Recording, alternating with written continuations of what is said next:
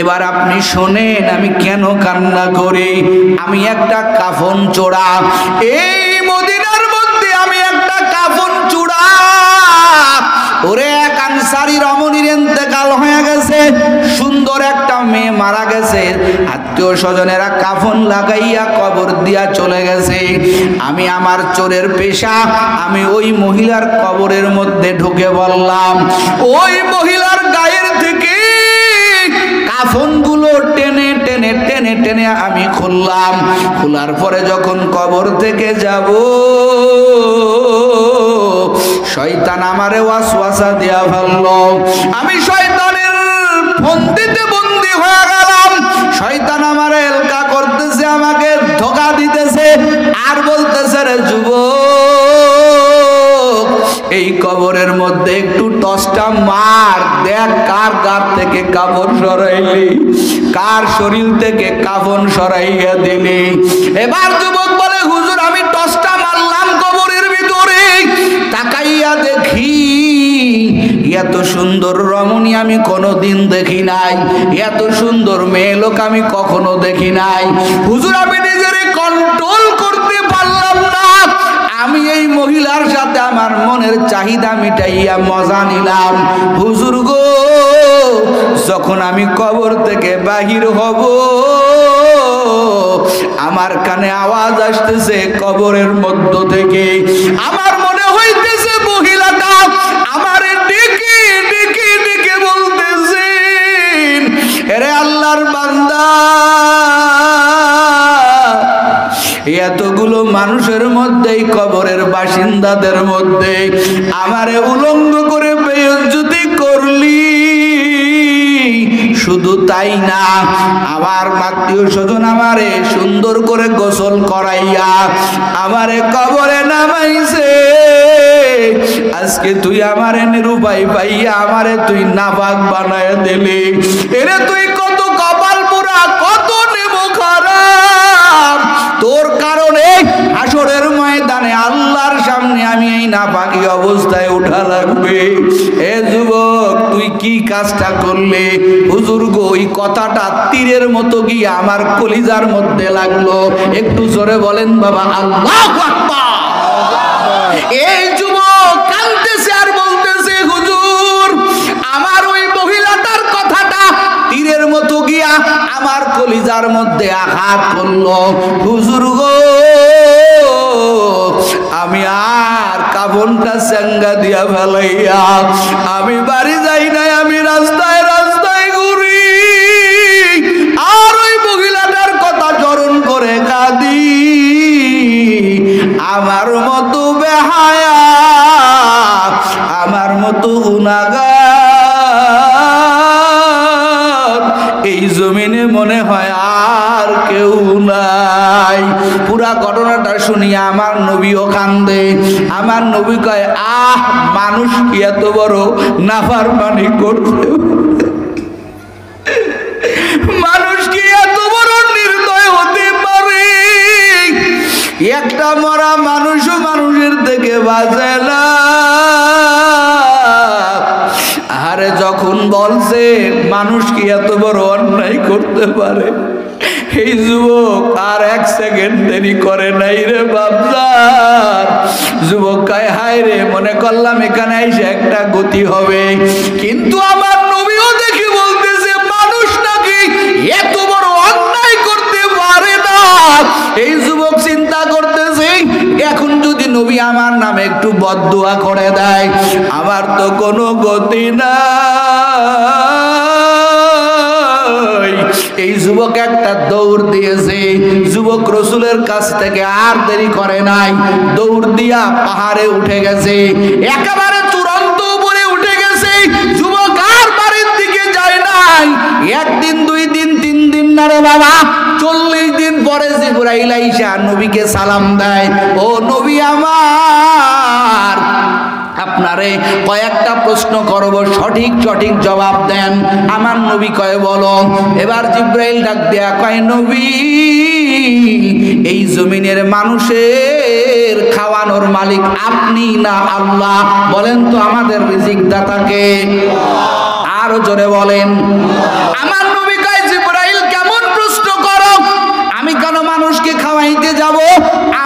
তো একজন খাওয়ান, তিনি কে? আরো জোরে বলেন কে?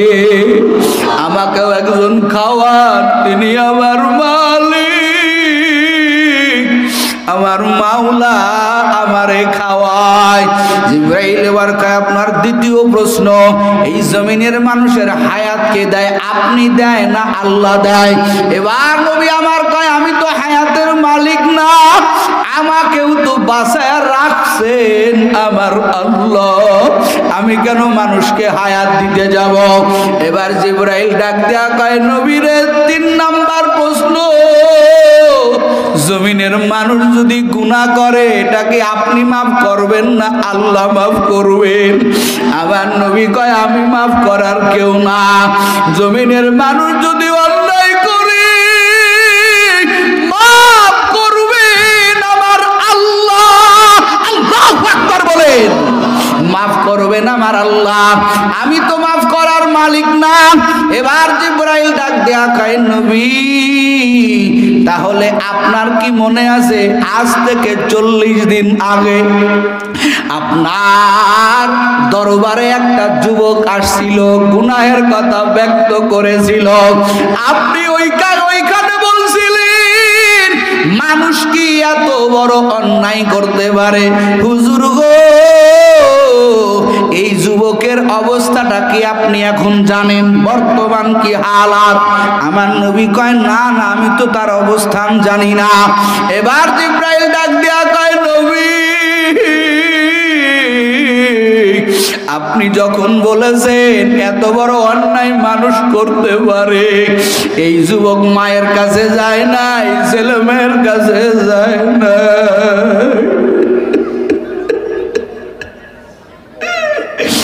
যুবক একটা দৌড় দিয়ে পাহাড়ের চূড়ায় উঠে গেছে। আজ 40 দিন হয়ে গেল যুবকের কোনো খাবার যায় নাই, যুবক আহার করে না, ঘুমায় না, যুবক এত কান্না কাঁদতেছেন। ও নবী আমার চোখে আর এখন পানি নাই, 40 দিনের কান্না, এই যুবকের চোখের পানি পর্যন্ত শেষ হয়ে গেছে। কাঁদতে কাঁদতে কাঁদতে কাঁদতে যুবকের কণ্ঠে কোনো আওয়াজ নাই, যুবক বুবা হয়ে গেছে। এখন চোখে পানির বদলে চোখ দিয়া ঝরঝর করে রক্ত পড়তেছে। যুবক আল্লাহর কাছে বলতেছে রে মালিক, আমি এত বড় গুনাহগার, এই গুনার বোঝা মাথায় নিয়ে আমি আর বাড়ি যাব না। নবী পর্যন্ত আমার ব্যথা বুঝলো না, আমি কি করব?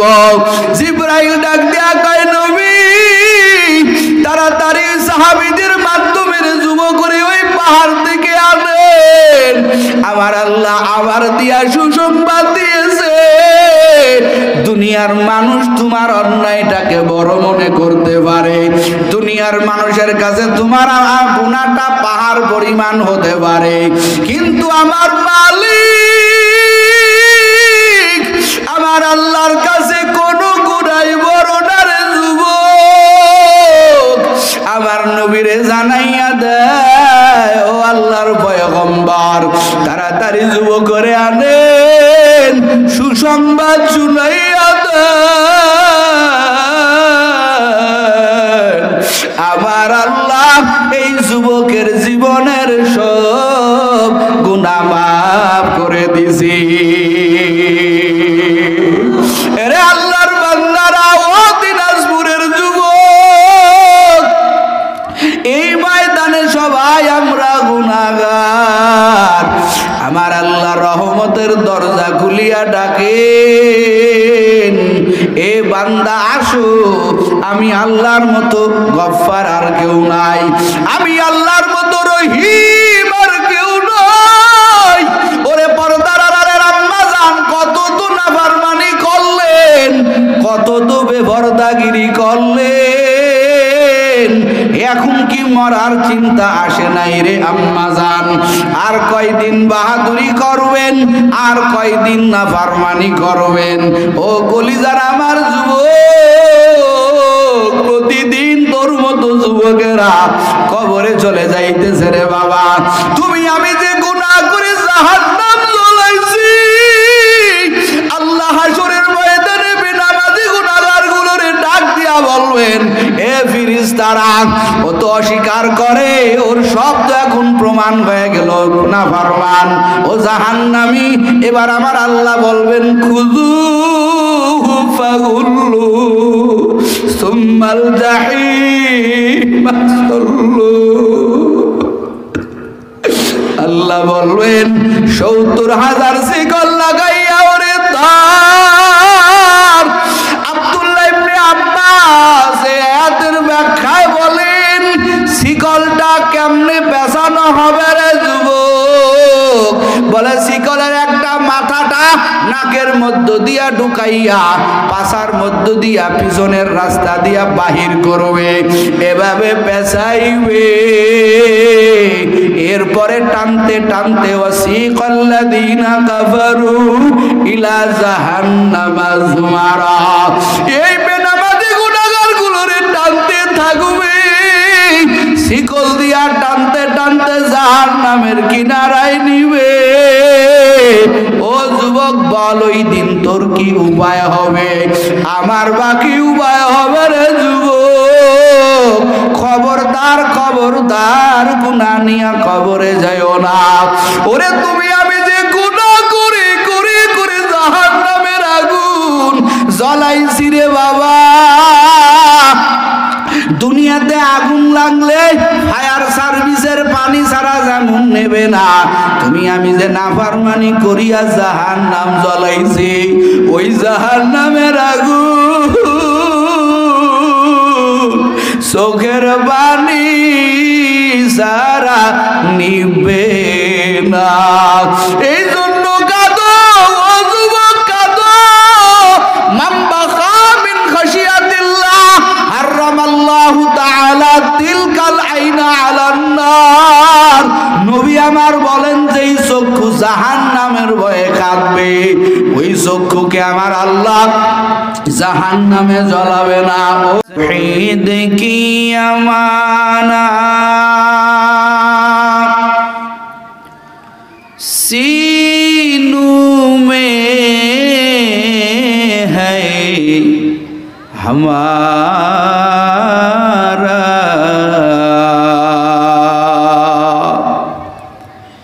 आशा नहीं मिटाना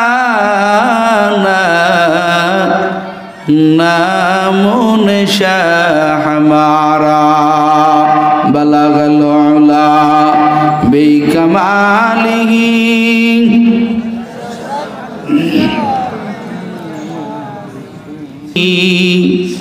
ততই মধুর লাগে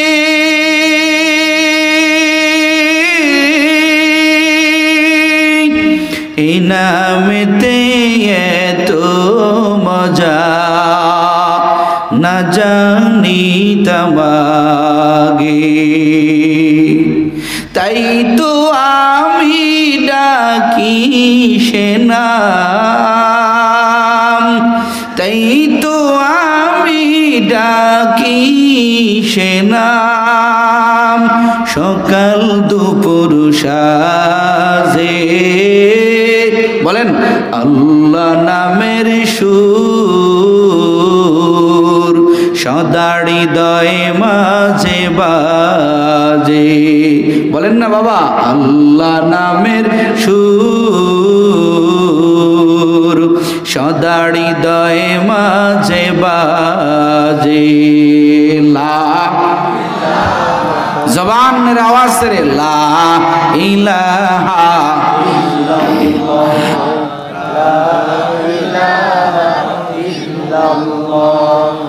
লা ইলাহা ইল্লাল্লাহ, জোড়ে লা ইলাহা ইল্লাল্লাহ, লা ইলাহা ইল্লাল্লাহ মুহাম্মাদুর রাসূলুল্লাহ। সুবহানাকা লা ইলমা লানা ইল্লা মা আল্লামতানা ইন্নাকা আনতাল আলিমুল হাকীম। رب اشرح لي صدري ويسر لي أمري واحلل عقدة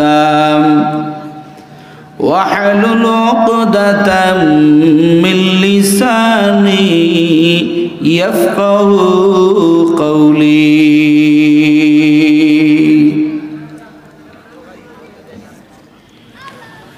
या रब मेरे आँखों में समा जाए मदीना, या रब मेरे आँखों में समा जाए मदीना, मुद्दत से मेरे दिल में तमन्नाए मदीना, मुद्दत से मेरे दिल में तमन्नाए मदीना। मैं दूर हूँ मजबूर हूँ ऐ सैयद आलम, मैं दूर हूँ मजबूर हूँ ऐ सैयद आलम, दीदार देखा दे नहीं आवाज सुना दो, दीदार देखा दे नहीं आवाज सुना दो। হিলফুল ফুজুল কল্যাণ সমিতির উদ্যোগে আয়োজিত চতুর্থ বার্ষিকী ওয়াজ মাহফিলের সম্মানিত সভাপতি হাফেজ জনাব মোহাম্মদ মকবুল হোসেন, বিশিষ্ট ব্যবসায়ী, ধুকুরঝাড়ি বাজার, বেরল, দিনাজপুর। মহতীয় জলসার সহসভাপতি হাফেজ মোহাম্মদ মঞ্জুরুল ইসলাম। আজকের এই মাহফিলের প্রধান অতিথি আলহাজ হজরত মাওলানা জুবায়েদ সাইদ, প্রধান মেহমান মরখুদায়ে পাকেরা आके ईमान दाद मुश्ते खाकेरा, हमद बेहद मरखुदाए पाकेरा, आके ईमान दाद मुश्ते खाकेरा। বড় মেহেরবান খুদা যে আল্লাহ আমাকে আপনাকে মানুষ বানাইছেন। সুবহানাল্লাহ কম, জোরে কোন আলহামদুলিল্লাহ। আর একটু জোরে বলেন ইসাদাত বাজুরে বাজুনিস তানা বখশাদু খুদায়ে বখশিন্দা। আল্লাহর কাছে বিনা চাওয়ায় আমি আপনি জমিনের মধ্যে সৃষ্টির শ্রেষ্ঠ মাখলুকাত হিসেবে আসছি। কথা ঠিক? কোনো দরখাস্ত দেওয়া লাগে নাই, কোনো আবেদন দেওয়া লাগে নাই। জমিনের মধ্যে আমরা তাকায়া দেখি এই জমিনের ভিতরে কত কিছু পাওয়ার জন্য কত আবেদন করা লাগে। একটা চাকরির জন্য মেম্বার থেকে শুরু করে, চেয়ারম্যান থেকে শুরু করে, উপজেলা থেকে শুরু করে, এমপি মহোদয় থেকে শুরু করে দৌড়ানো লাগে। কথা ঠিক? এরপরও আবার চাকরি পাবো কি পাবো না তারও কোনো নিশ্চয়তা নাই।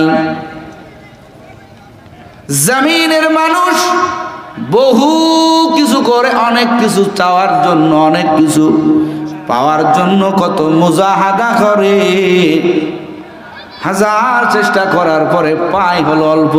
কত হয় না? অল্প পায়। তারপরে নিজের অনেক চেষ্টার ফসলের ফলে অনেক কিছু উপার্জন, অনেক শ্রম দেওয়ার পরে জমিনের মানুষ অল্প কিছু পায়। কিন্তু আমার এমন মাওলা, আমার খালেক, এমন মাওলা আমার মালিক।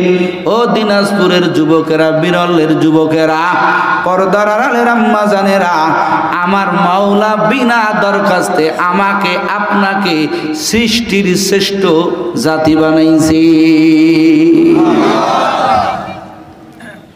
এর জন্য আমরা বিন্দু পরিমাণ আল্লাহর কাছে কোনো আবেদন করি? কথা কয় না, করি নাই। বিনা চাওয়ায় আমার আল্লাহ, বিনা দরখাস্তে আমার আল্লাহ আমাকে আপনাকে মানুষ বানাইছেন। জোরে কন্যা সুবহানাল্লাহ। এই আল্লাহর বান্দারা, এই যে আমরা আপনারা যে জমিন দেখতেছি, এই জমিনটা সর্বপ্রথম আমার আল্লাহ বানাইয়া জিন জাতিকে আমার আল্লাহ বললেন তোরা বসবাস কর। কোন জাতি রে? কথা কয় না, কোন জাতি? ওয়াজ কিন্তু কলিজায় নিয়ে যাইতে হবে, সুরের দিকে খালি ফলো করলে হবে না। একটা টার্গেট নিয়ে বসছি আপনাদের কাছে কিন্তু কথা বলার জন্য। আমার চাইতে জ্ঞানে গুণে অনেক উলামায়ে কেরাম আছে, অনেক দূর থেকে আসছি। যদি উঠাউঠির ব্যারাম দেখান মোনাজাত দিয়ে চলে যাব।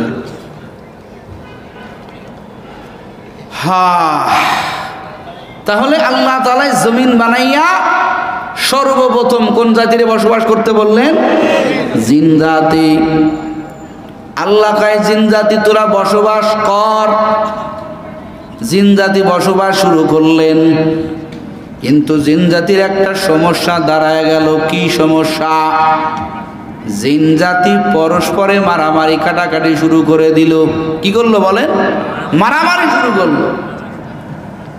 আল্লাহ কিছুদিন পরে আবার ডাক দেয়া বলেন, ও ফেরেশতার দল, আমি আল্লাহ জমিন বানাইয়া এই জমিনের মধ্যে আমি আল্লাহ বসবাসের জন্য জিন জাতিরে দিলাম, কিন্তু আমি দেখলাম জিন জাতি ইবাদত করে না, বরং তারা মারামারি করে, কাটাকাটি করে, নিত্য দিনের পেশা। আল্লাহ কয় ফেরেশতা তোরা যা, ইন্নী, আমার আল্লাহ কয় ও ফেরেশতার দল, তোরা জিন জাতিরে তাড়াইয়া দে, বনে জঙ্গলে তাড়াইয়া দে। আমি আল্লাহর হুকুম, আমি আল্লাহর অর্ডার, এখন থেকে তোমরা ফেরেশতারা এই জমিনের মধ্যে তোমরা বসবাস করবা। একটু চিল্লায়া এখন আল্লাহু আকবার। জিন জাতিরে বন জঙ্গলে তাড়াইয়া দিয়ে এখন ফেরেশতারা বসবাস করে কোথায়? কথা কয় না, মনোযোগ দিতে হবে। জমিনে।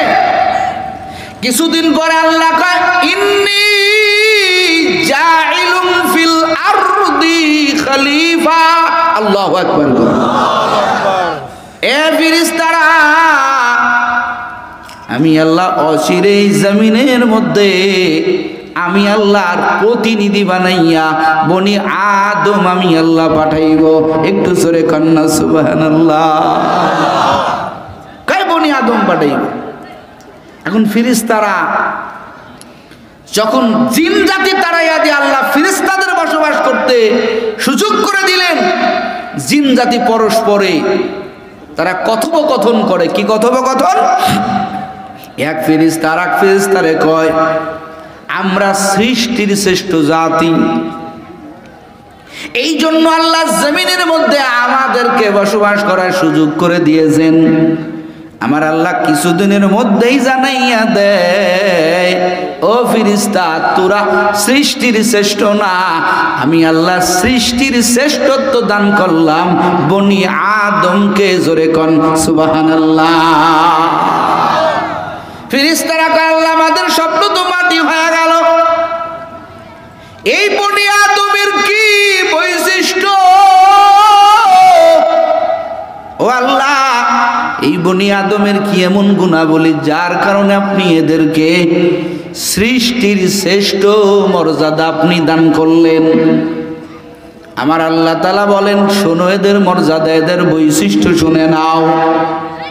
এই বনি আদমের মধ্যে এমন কিছু আল্লাহর বান্দা থাকবে, আমি আল্লাহর গোলাম থাকবে, যারা ইবাদত করতে করতে করতে এত দূরে চলে যাবেন, যাদের মর্যাদা এত বেড়ে যাবে, ওরে তোরা 1000 বছর ইবাদত করে যে পুঁজি সঞ্চয় না করবি, আমার কিছু বনি আদম থাকবে, তারা আমি আল্লাহর ইবাদত করে তুমগো ফেরেশতার চাইতে ওদের মর্যাদা বেড়ে যাবে। মানুষ জাতি ভাগ হয়ে যাবে 2 ভাগ। এক ভাগ হলো আমার আল্লাহর গোলাম,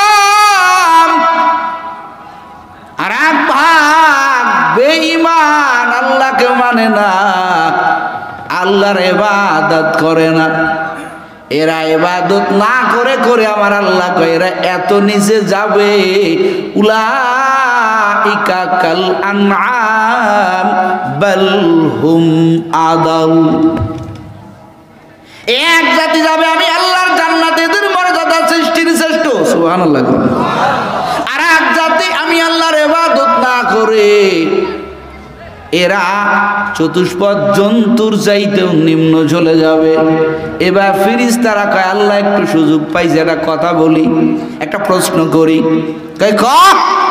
কয় আল্লাহ যেই জাতি ভালো মন্দ নির্ভর করবে তাদের ইচ্ছার উপরে, তারা যদি ইবাদত করে তো তারা দামি হয়ে যাবে, আমগো ফেরেশতাদেরকে হার মানাইয়া দিবে।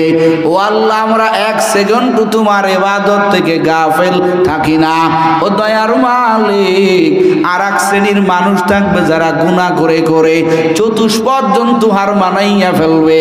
এবার ফেরেশতারা আমার আল্লাহকে প্রশ্ন করে, তাহলে ও আল্লাহ আপনি কেন এই জাতির সৃষ্টির শ্রেষ্ঠ মর্যাদা দান করলেন?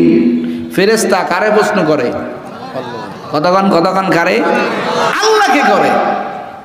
আমার কথা কি আপনারা বুঝতেছেন?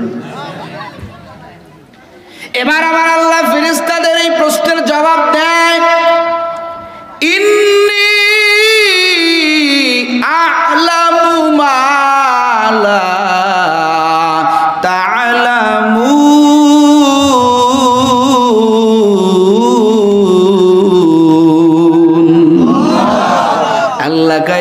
ফেরেশতার দল, আমি যেটা জানি রে সেটা তোমরা জানো। আল্লাহ কয় তোদের প্রশ্নের জবাব না, আমি কেন সৃষ্টির শ্রেষ্ঠ মর্যাদা দান করলাম সেটা আমি আল্লাহ জানি, তোমরা জানো না। কিন্তু ফেরেশতারা ওখানে একটা প্রশ্ন করছে, মৌখিকভাবে বাহ্যিকভাবে প্রশ্ন করেছে, আর একটা প্রশ্ন ফেরেশতারা বাহ্যিকভাবে করে নাই, মনে মনে কল্পনা করে রাখছেন। সেই প্রশ্নটা কি? ও আল্লাহ আমরা এক সেকেন্ড বসে থাকি না, এক সেকেন্ড তো তোমার ইবাদত থেকে গাফেল থাকি না, অথচ যেই জাতি তুমি বানাইয়া সৃষ্টির শ্রেষ্ঠ মর্যাদা দান করলেন, ও আল্লাহ এই জাতির চাইতে আমরাই তো দামি। সৃষ্টির শ্রেষ্ঠ মর্যাদা কোনো জাতিকে যদি দেওয়া লাগে সেই জাতি আর কেউ না, সেই জাতি হবে একমাত্র ফেরেশতা।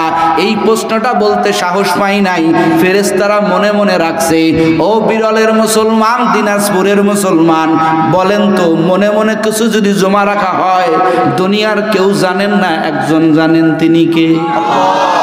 জোরে কর। ফেরেশতারা কয় আল্লাহ বনি আদমকে আপনি সৃষ্টির শ্রেষ্ঠ মর্যাদা দিলেন, যারা এক সেকেন্ড কি তারা ইচ্ছা করলে নাকি উপার্জন করবে, ইচ্ছা করলে গুনাহ কামাই করবে, এই জাতিরে দিলেন সৃষ্টির শ্রেষ্ঠ মর্যাদা। আমরা এমন জাতি, আমরা খাই না, ঘুমাই না, স্ত্রী নাই, ছেলে নাই, মেয়ে নাই, কিচ্ছু নাই, আমরা অল টাইম আপনার ইবাদত করি, তো হিসেবে তো আমরা সৃষ্টির শ্রেষ্ঠ হওয়ার উপযোগী। কথা কোন ঠিক কি? এই প্রশ্নটা ফেরেশতারা মনে মনে করছে, প্রকাশ্যে বলতে পারেন নাই। কিন্তু আপনাদের কাছে আবারও বলি, বলেন তো মনে মনের প্রশ্নটাও জানেন কে? আরো জোরে বলেন কে? আমার আল্লাহ কয় বান্দা, হাদিসে কুদসির মধ্যে পাওয়া যায়, আনা ইনদা জন্নি আবদি বি, বান্দা তুমি যেমন হবা আমি আল্লাহ তেমন হব। এ বান্দা তুমি কঠোর হবা, আমি আল্লাহ তোমার সাথে কঠোর। বান্দা তুমি নরম হয়ে চলবা, আমি আল্লাহ তোমার সাথে নরম। ফেরেশতারা প্রশ্ন যেমনে করে আমার আল্লাহ জবাবও সেমনে দেয়, মনে মনে প্রশ্ন করে আমার আল্লাহ মনে মনেই জবাব তাদেরকে বোঝাইয়া দেয়। এবার ফেরেশতারা আরেকটু চিন্তা গভীর করলো, কেরে আল্লাহ কেন বনি আদমরে সৃষ্টির শ্রেষ্ঠ মর্যাদা দিল, আমগো কেন দিল না? আল্লাহ তাদের বোঝার মতো পরিবেশ তৈরি করে দিল। কি পরিবেশ? এই আপনারা জানেন ফেরেশতারা খায়, একটু জবাব দিবেন, খায়? ফেরেশতা গো সদাই করার টেনশন আছে না? আপনাদিকের ফেরেশতারা করে আবার, হ্যাঁ? ফেরেশতারা খায় না, ঘুমায় না, স্ত্রী নাই, ছেলে নাই, মেয়ে নাই, এরা অল টাইম আল্লাহর ইবাদত করে। আর একটা আপনাদের কাছে প্রশ্ন করি, বলেন তো ফেরেশতারা কি গুনাহ করতে পারে? কথা কয় না, পারে? ফেরেশতারা গুনাহ করতে পারে না। গুনাহ করার শক্তি দেন নাই কে? আওয়াজ দিয়া বলেন কে? ফেরেশতারা গুনাহ করে না, গুনাহ করার শক্তি দেন নাই আমার আল্লাহ। পক্ষান্তরে প্রশ্ন করি, বলেন তো মানুষ জাতি গুনাহ করতে পারে কি পারে না? আরো জোরে বলেন, পারে কি পারে না? আর একটু উদাহরণ দিয়া বলি, মনে করেন একটা কামরা রুম, এই রুমের মধ্যে মনে করেন 18 বছর একটা যুবতী নারী, যার দেখলে নিজের কন্ট্রোল রাখা সম্ভব না। এই রুমের মধ্যে ছোট্ট একটা বালক, মনে করেন 5 বছর বয়সের এক ছোট্ট বালক, এই রুমের মধ্যে ঢুকাই দেওয়া হয়েছে। রুমের দরজা আটকানো। এই 18 বছরের যুবতী আর এই 5 বছরের বালক এক রুমে। বলেন তো এই ছোট্ট বালক, 5 বছরের সন্তান, ওই মেয়ের দিকে খারাপ নজরে তাকাবে?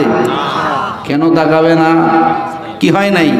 বয়সী হয় নাই, ফিলিংস নাই। হুজুর কয় ফিলিংস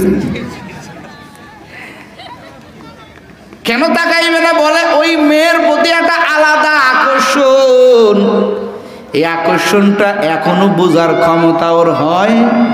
কতক্ষণ হয়? হয় নাই। একই রুমের মধ্যে মেয়েটার দিকে তাকায় না, মেয়েটার কিছু করে না। বলে এই ছেলেটা, এই সন্তানটা ওই মহিলার থেকে এই যে আকামে আগাইলো না, জিনার দিকে আগাইলো না, খারাপ কাজের দিকে আগাইলো না, এই যে না আগার কারণে এই ছোট্ট বালকের কি কোনো নেকি হবে? কতক্ষণ নাকি হবে? হবে না। এ যদি ওখান থেকে বেঁচে আসে, দুনিয়ার মানুষের কাছে পুরস্কার নাই, আল্লাহর কাছে পুরস্কার নাই। আরেকটু উল্টায়া দেই, মনে করেন ওই কামরার মধ্যে 18 বছরের যুবতী আর 25 বছরের এক যুবক এক জায়গা। এবার যুবক ইচ্ছা করলে মেয়েটার দিকে আগাইতে পারে, মেয়েটার সাথে গুনাহে লিপ্ত হয়ে যাইতে পারে, কারণ এই রুমের মধ্যে কেউ নাই, সব জায়গা তালা লাগানো। এবার যুবক চিন্তা করে, যদিও মেয়েটা একা, আমি ইচ্ছা করলে আমার মনের খায়সিয়াত মিটাইয়া নিতে পারি, আমার যৌবনের চাহিদা আমি পূরণ করে নিতে পারি। কিন্তু ওই যুবক, ও আল্লাহর বান্দারা, আমার মাওলার ভয় কলিজার মধ্যে ধারণ করে ওই যুবক মেয়েটার দিকে তাকায় না। যুবক মনে মনে কল্পনা করে, যদিও জমিনের কোনো মানুষ দেখে না, কিন্তু আমি যেই ঘরের মধ্যে মেয়েটারে নিয়ে একা, দুনিয়ার কেউ জানে না, একজন জানেন, তিনি কে? একজন আমারে দেখতেছেন, তিনি কে? আরো জোরে বলেন, তিনি কে? ও বিরলের মুসলমান কলিজার যুবকেরা, এই যুবক যখন ওই মহিলার থেকে দূরে সরে যাবে, ওরে একা পাইয়া, গুনাহ করার জায়গা পাইয়া যুবক যখন গুনাহ করবে না, বলেন তো ওখান থেকে গুনার থেকে বাঁচার কারণে এই যুবক আল্লাহর কাছে পুরস্কার পাবে কি পাবে না? আরো জোরে কোন, পাবে কি পাবে না? ও আল্লাহর বান্দারা, ফেরেশতারা বুঝে গেল, আমরা যতই ইবাদত করি আমরা গুনাহ করি না, কারণ আল্লাহ তাআলা আমাদের গুনাহ করার কোনো শক্তি দান করেন নাই, কিন্তু বনি আদমকে গুনাহ করার শক্তি দান করেছেন। এরপরও যারা গুনাহ করার খায়সিয়াত আছে, গুনাহ করার শক্তি আছে, যারা গুনাহ করবে না, তারা আমগো ফেরেশতার চাইতে হাজার হাজার গুণ বেশি দামি আমার আল্লাহর কাছে। ও বনি আদম, এই বনি আদমকে আমার আল্লাহ সৃষ্টির শ্রেষ্ঠ মর্যাদা দিয়ে আমার আল্লাহ বানাইছেন। আল্লাহ কয়, রে বনি আদম, ওয়ামা খালাকতুল জিন্না ওয়াল ইনসা ইল্লা লিয়াবুদুন, ওয়ামা খালাকতুল জিন্না ওয়াল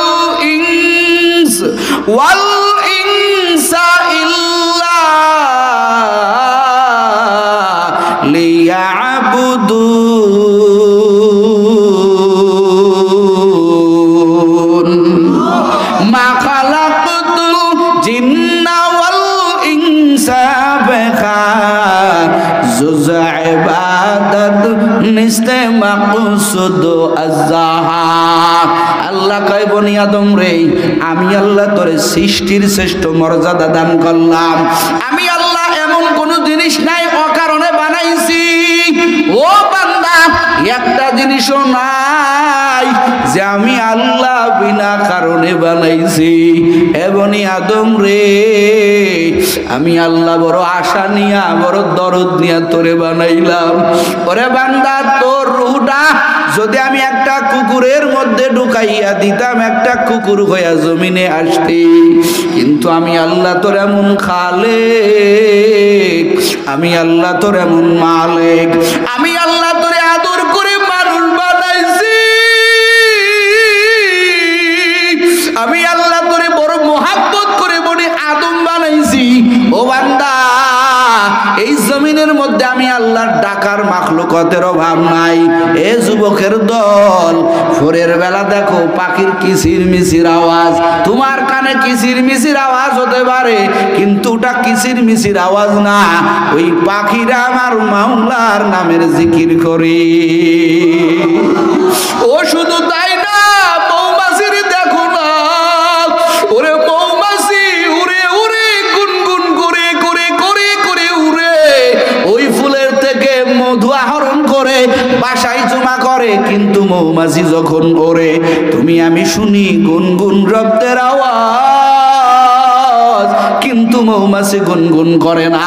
মৌমাছি যায় আর আমার মাওলার নামের জিকির করে। ওই কক্সেস বাজারে যাবার সমুদ্রের ঢেউয়ের আওয়াজ, ওটা তো আওয়াজ না, ওই পানিও আমার মাওলার নামের জিকির করে। সরে বলেন না বাবা আল্লাহু আকবার। ও যুবক দিনাজপুরে আমার কলিজার বাবারা, পর্দার আড়ালের আম্মা জানেরা, আমার মাওলা কয় রে বনি আদম, এরা এত আমারে ডাকে, আমি আল্লাহ তো মজা পাই না। ও ফিরিস্তারা, তোরা অল টাইম রুকু অবস্থায় থাকো, অল টাইম তোরা সেজদা করো, তোদের ইবাদতে আমি আল্লাহ তো মজা পাই না। আমার মাওলা কোথায় মজা পায় জানো রে যুবক? আমার মাওলা ওই জায়গা মজা পায় যখন বান্দা অন্যায় করে পাহাড় পরিমাণ গুনাহ নিয়া, বান্দা যখন মনে করে আরে আমি তো বড় অন্যায়কারী, আমি তো বড় জালেম, আমার মতো জালেম এই জমিনে কেউ নাই। ওই বান্দা যখন আমার কুদরতি পায়ে কপাল লাগাইয়া, আমার বান্দা যখন আমারে ডাক দেয়, আল্লাহ কয় ওই ডাকের ভিতরে যে কি মজা আমি আল্লাহ পাই। আমি আল্লাহ কই বান্দা তুই ডাকো কেন, তুই আমারে ডাকো। ফাযকুরুনি আযকুরুকুম আশকুরুলি ওয়ালা তাকফুরুন। জোরে বলেন বাবা আল্লাহু আকবার। আল্লাহ কয় তোরে আমি বানাইছি দুনিয়াতে মানুষের গীবত করার জন্য না, দুনিয়াতে আরাম আয়েশের জন্য না। ও আদরের বান্দা, তোরে বানাইছি আমি আল্লাহর ইবাদতের জন্য। এ গোলাম, তুই আমি আল্লাহর গোলাম, তুই আমি আল্লাহর আদরের বানানো বান্দা বান্দি। আল্লাহ কয় বান্দা তোরে বানাইছি ইবাদতের জন্য। ও বিরলের যুবকেরা, কলিজার বাবারা, পর্দার আড়ালে আমার মা বোনেরা, এখন আপনাদেরকে একটা আপনাদের বিবেকের কাছে প্রশ্ন করার জন্য বলি। আল্লাহ কয় তোরে বানাইলাম ইবাদতের জন্য, কিন্তু বাবা বুকে হাত দিয়া বলে 30 বছর 40 বছর বয়স হয়ে গেল, এখনো পর্যন্ত 5 বেলার নামাজ পড়তে পারি না। কথা কন ঠিক কিনা? আমি নাইমুজ্জামান পারি না, এখনো গুনাহ ছাড়তে পারি না, এখনো গুনাহ হয়ে যায়।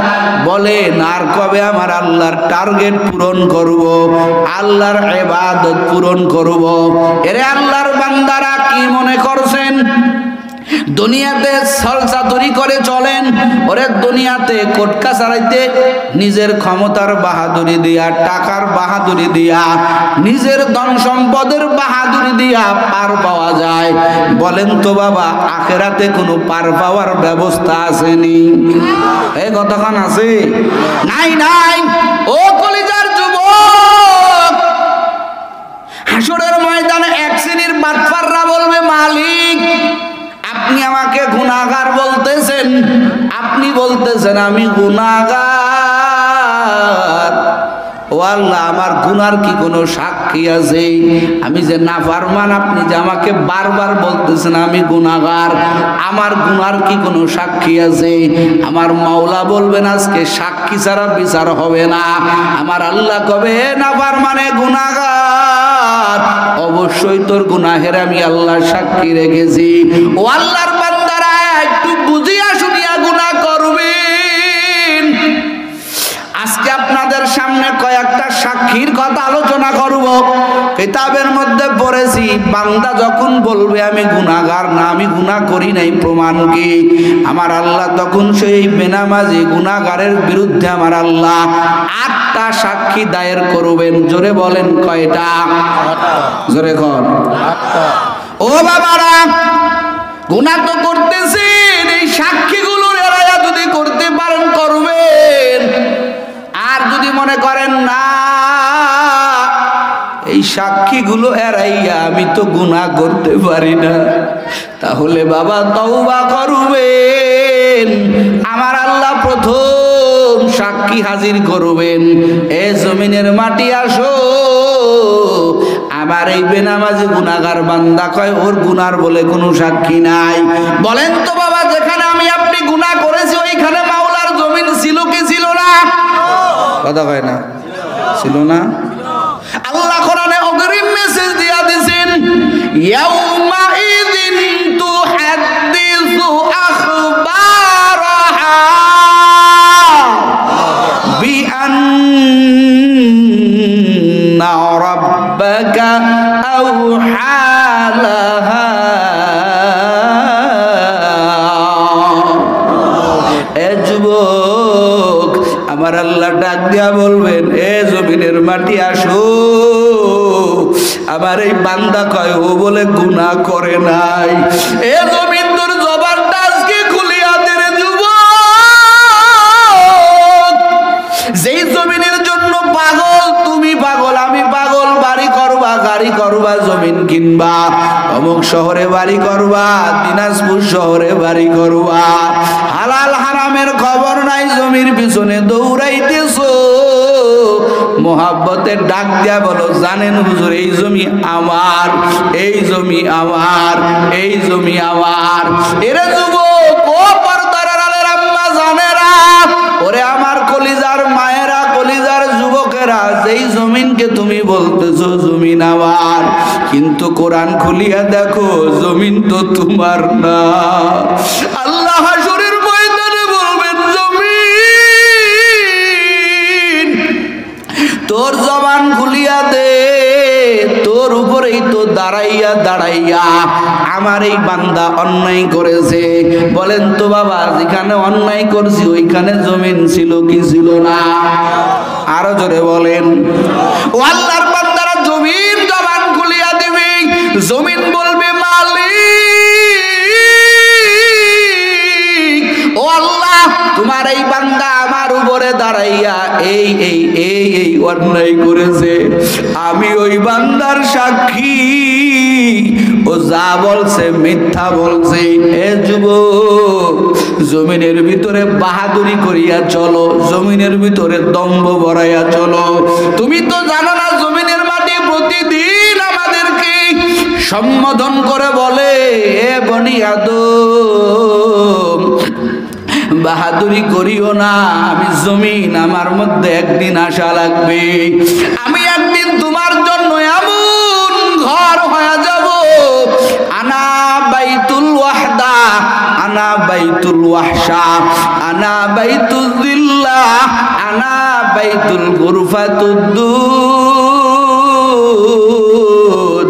এ জমিনের মানুষ, আমি জমিন একদিন তোমার জন্য একাকিত্বের ঘর হয়ে যাব। আমি জমিন তোমার জন্য অন্ধকার ঘর হয়ে যাব। আমি জমিন তোমার জন্য একদিন সাপ বিচ্ছুর ঘর হয়ে যাব। এরে জমিনের মানুষ, আমার মধ্যে আসতে হলে খবরদার আমল ছাড়া কেউ পার পাবা না। আল্লাহ বলবেন জমিন তোর সাক্ষী। এখানে অনেক লোক বলতে পারেন হুজুর আমি প্লেনে চড়ে চড়ে গুনাহ করব তো জমিন দেখবে না, তাহলেই তো আমি পার পেয়ে যাব। না বাবা, আরো সাক্ষী কয়টা আছে? কথা কয় না, সাতটা আছে।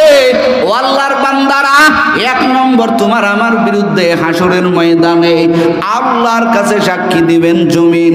দুই নাম্বার, এটা আমার আল্লাহ কোরআনে ফাঁস করে দিয়েছেন, আল ইয়াউমা নাখতিমু আলা আফওয়াহিহিম ওয়া তুকাল্লিমুনা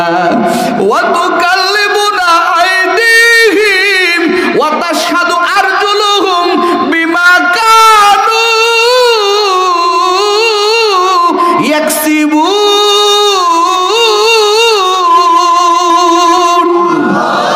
চশমগুয়াত দিদা আমগাম জাহারাম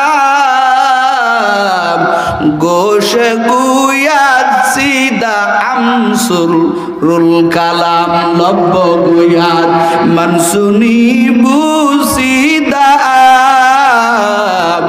দস্ত গুয়াত মনসুনি দুসদিদা। এ জমিনের মানুষ, পটপটাগিরি কত দুনিয়াতে করো। আমি বক্তা বয়ান করে যাই, যদি আমার আমল না থাকে আমার জিহ্বাটা আগুনের কেসি দিয়া পুষাইয়া পুষাইয়া কাটা হবে। এরা জমিনে কত বাহাদুরি করলা, হাসরের ময়দানে ফটফটিগিরি থাকবে না, সাবাগিরি থাকবে না রে বাবা। আল্লাহ বলবেন এ জবান আজকে তোর মুখ বন্ধ, আর তোর কোনো কথা শুনবো না, তোর সাবাগিরি বন্ধ। আল্লাহ মুখের উপরে মোহর এঁটে দিবেন। উলামায়ে কিরাম আছে বাবা, একটাও বানাইয়া বানাইয়া বলবো না। এরপরেও যদি বাবা গুনাহ করতে মনে চাই তো করবেন, আমি বাধা দিব না। ও আল্লাহর বান্দারা, আপনা করে বয়ান করে যদি আমি নিজে একটু ইসলাহ হতে পারি, এটাই আমার কাছে বড় পাওয়ারে বাবা। দুই নাম্বার সাক্ষী আমার আল্লাহ, জবানটা তো মোহর এঁটে দিবেন। দুই নাম্বার সাক্ষী, ও যুবক তুমি আমি যেখানে গুনাহ করেছি এই হাত ছিল কি ছিল না? কথা কয় না, ছিল না? এই হাত দিয়া অন্যের মাল নিয়েছো, হাত দিয়া অন্যায় ভাবে একজনকে আঘাত করেছো, হাত দিয়া কত মানুষের অন্যায় ভাবে পিটাইছো, হাত দিয়া ফেসবুকে যুবক একজন আলেমের বিরুদ্ধে লেখছো। কথা কয় না? এ যুবক, কোন হাতের তুই সাক্ষী বানাই দিছো? হাতটাকে মনে করতেছো হাত আমার? না রে বাবা না। কোরআন কি বলে? কোরআন বলে হাত আমার না, হাত আমার আপন না, অথচ কোটি কোটি টাকা হাতের পিছনে ব্যয় করতেছো। ভেঙ্গে গেছে, ও দিনাজপুরে ভালো হয় নাই, ঢাকা যাব, ঢাকায় ভালো হলো না, সিঙ্গাপুরে যাব। কিন্তু কোরআন কি কয়? এই হাত তোমার আমার বিরুদ্ধে সাক্ষী দিবে রে যুবক। দুই নাম্বার সাক্ষী আল্লাহ বলবেন হাত। এ বান্দা তো কয় ও বলে গুনাহ করে নাই, হাত বলবে আল্লাহ বড় নাফরমান। ওই বান্দা আমি হাতের দ্বারা এই এই এই এই অন্যায় করেছে। এবার আল্লাহ তিন নাম্বার সাক্ষী দেন। তিন নাম্বার সাক্ষী আমার আল্লাহ হাজির করবেন। আল্লাহ বলবেন এ পাপ, বল তোর দ্বারা কি কি অন্যায় করেছে। ওয়াতাশহাদু আরজুলুহুম বিমা কানু ইয়াকসিবুন। এরে কলিজার যুবক, পায়ের জবান খুলে যাবে। ও যুবক, এখানে মাহফিল চলে, হিলফুল ফুজুলের সংগঠনের মাহফিল। তুমি খাজার দোকানে দৌড়াইতেছো দৌড়াইতেছো দৌড়াইতেছো, তোমার পা ওখানেই চলবে, তোমার কপাল বড় পুরা। তুমি এই ময়দানে আল্লাহওয়ালাদের, উলামায়ে কেরামের খাঁটি বুজুর্গদের বয়ান শুনতে তোমার পা আগায় না। এ যুবক, হাইটা হাইটা বান্ধবীর সাথে দেখা করতে গেছো, কিন্তু আমার আল্লাহ দিনে একবার না দুইবার না 5 বার তোমাকে ডাকছেন। কথা কয় না? কয়বার ডাকছে? কয়বার? আল্লাহ তাআলা বলছেন ডাকটা তো মুয়াজ্জিনের না, ডাক কার? জোরে কন। মুয়াজ্জিন সাহেব বলেন আসসালাতু খায়রুম মিনান নাওম। আল্লাহ কয় ও বান্দা, এটা তো মুয়াজ্জিনের ডাক না, আমি আল্লাহ তোরে ডাক দেই আসো। তোর পা দিয়া হেঁটে হেঁটে মসজিদে আয়, এটাও সাক্ষী হয়ে থাকবে। ওরে কলিজার যুবক, তোমার পা ভালো কাজে লাগে নাই, নেতা ডাকছে দৌড়াইয়া গেছো, ও নেত্রী ডাকছে দৌড়াইয়া গেছো, কিন্তু আল্লাহ ওয়ালারা তোমার বাড়ির আশেপাশে আসছেন, উলামায়ে কেরাম তোমার বাড়ির আশেপাশে আসছেন। তুমি কেমন কপাল পুরা, তোমার সেলিব্রিটি গায়ক গায়িকার মঞ্চে তুমি পাগলের মতো হুন্ডা নিয়ে দৌড় দাও। ও আল্লাহর বান্দারা, ও কলিজার যুবক, তোমার কপাল এমন পুরা, বাড়ির পাশে কোরআনের বাগানের আলোচনা হয়, তোমার কপাল টানে না, তুমি এই সুন্দর জান্নাতি বাগানে আসতে পারো না। কথা কোন ঠিক কিনা? তোমার পা কিন্তু সাক্ষী হয়ে যাইতেছে। তো 3 নাম্বার সাক্ষী গেল পা। ও যুবক, 4 নাম্বার সাক্ষী আমার আল্লাহ কোরআনে বয়ান করেন যে 4 নাম্বার সাক্ষী হবে কান। জোরে কোন কি? জোরে কোন। এরে যুবক, রাতের বেলা কানের মধ্যে হিন্দি গানের আওয়াজ দিয়া ঘুমাইয়া যাও, যায়নি? আপনার এলাকার যুবকেরা মনে হয় শোনে না, হিন্দি গান শোনে। কি শোনে ও জানে, ওর আল্লাহ জানে। কি বোঝে আর না বুঝে। আমার বহু বোনেরা, আমার বহু মায়েরা মোবাইল টিপা শিখে গেছে, অল টাইম মোবাইল নিয়ে ব্যস্ত। মোবাইলে কি শোনে আর কি বলে আর কি করে। আমার কলিজার যুবকেরা মনে হয় 24টা ঘন্টার মধ্যে 2-1 ঘন্টা একটু ঘুমায়, আর বাকি অল টাইম মোবাইলের পিছনে সময় দেয়। কথা কয় না? আল্লাহর বান্দারা, বহু যুবকের তো রাতে গানের আওয়াজ ছাড়া ঘুম আসে না। কথা কয় না? হিন্দি গানের আওয়াজ দিয়ে রে যুবক, তুমি রাত্রেবেলা ঘুমাইয়া গেলা। এরে যুবক বল, আমি তোর বন্ধু বাপ, এখন মনে কর আমি বক্তা না, আমি ওয়াইজ না, তোর বন্ধু হিসেবে একটা কথা জিজ্ঞাসা করি। এ বন্ধু বল, এ আমার যুবক, তুই রাত্রেবেলা কানে গিয়া হিন্দি গানের আওয়াজ দিয়া গানে ইয়ারফোন লাগাইয়া তুই তো মোবাইল দেখতে দেখতে হঠাৎ করে ঘুমাইয়া গেলি। তুই তো ঘুমাইলি, কিন্তু তোর মোবাইল তো ঘুমাই নাই, তোর মোবাইল তো গানের আওয়াজ চলতেইছে চলতেইছে। এরা যুবক বল, তোর কত খেলার বন্ধুরা ঘুমের ঘরে মরণের সফরে চলে গেছে। ও আল্লাহর বান্দারা, আজরাইল তো কোনো দিন ক্ষণ দিয়া আসে না, এমন কোন টাইম দেওয়া নাই যে রাত্রেবেলা আজরাইল ঢোকে না। কথা কয় না গা? রাত্রেবেলা যদি আইসা আজরাইল দেখে, যেই বান্দার জান কবজ হবে, এই বান্দা কানের মধ্যে ইয়ারফোন লাগাইয়া গানের আওয়াজ দিয়া ঘুমাইয়া গেছে। অথচ আল্লাহর ফায়সালায় যুবকের এখন জান কবজ হয়ে যাবে। ওরে আল্লাহর বান্দারা, কেউ তো জানে না কোন জায়গায় কার মরণ হয়ে যাবে।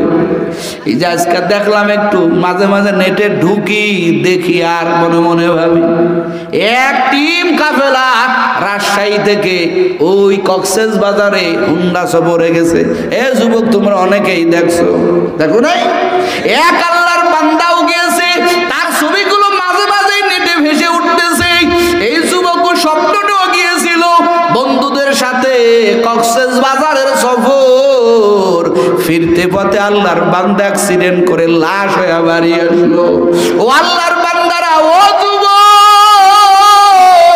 তুই কানের মধ্যে হিন্দি গানের আওয়াজ দিয়া কানটারে সাক্ষী বানাইলি।